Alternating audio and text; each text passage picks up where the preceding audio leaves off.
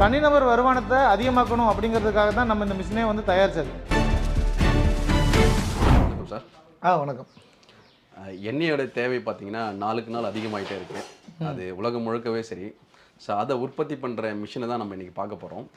அது மட்டும் இல்லாமல் இன்றைக்கி வந்து ஒரு மிஷினை வந்து ஸ்டார்டிங்லேருந்து எண்டு வரைக்கும் எப்படி அசம்பிள் பண்ணுறத கஸ்டமருக்கு வந்து காமிக்கிறேன்னு சொல்லுறீங்க. கண்டிப்பாக அதுதான் நம்ம பார்க்க போகிறோம். அதுக்கு முன்னாடி உங்கள் நிறுவனத்தை பற்றியும் உங்களை பற்றியும் ஒரு சின்ன அறிமுகம் கொடுங்க சார். வணக்கம். என்னோடய பேர் வந்து பார்த்திங்கன்னா சிவபெருமாள் பிள்ளை. என்னோடய நேட்டிவ் பிளேஸ் வந்து பார்த்திங்கன்னா கன்னியாகுமரி. நான் இப்போ இருக்கிறது வந்து நம்ம கம்பெனி அமைஞ்சிருக்கிறது ஈரோட்லைங்க. ஈரோட்டில் கஸ்பாப்பேட்டை அப்படிங்கிற இடத்துல வந்து நம்மளோட கம்பெனியை அமைச்சிருக்கோம்.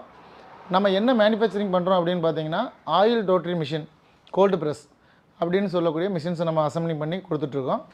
அதாவது ரோட்டரி மிஷின் என்ன ஆட்டுறதுல இந்த கேஸ்டின் டைப்பில் இருக்கக்கூடிய ரோட்டரி மிஷினும் நம்ம ரெடி பண்ணி கொடுக்குறோம். மரச்செக்கு அப்படின்னு சொல்லக்கூடிய வாகை மரத்தில் ஆன மிஷினும் நம்ம ரெடி பண்ணி கொடுக்குறோம். கல்லுச்செக்கு ஸ்டோன் அப்படிங்கிற அந்த பழைய ஓல்டு டைப்பில் இருக்கக்கூடியதை லேட்டஸ்ட் டைப்பாக சேஞ்ச் பண்ணி கியர் பாக்ஸ் டைப்பில் ரொம்ப